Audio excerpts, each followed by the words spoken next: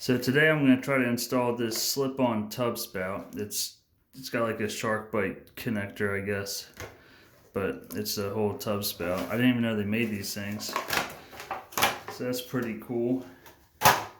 The packaging says to use silicone lube, but I don't have any.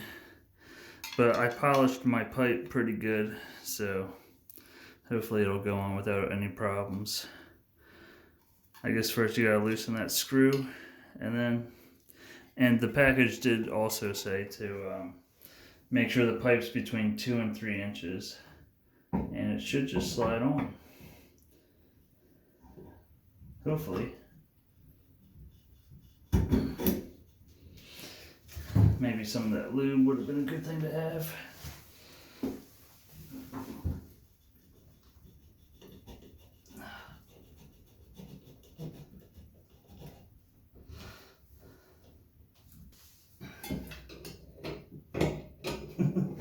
Getting to the screw will be another story.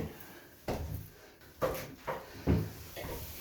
yeah, I didn't know they made these things, so I just want to do this video real quick. In case if you don't know, these are out there. It's a lot easier than soldering the fittings on for the other ones, so hope you found this helpful.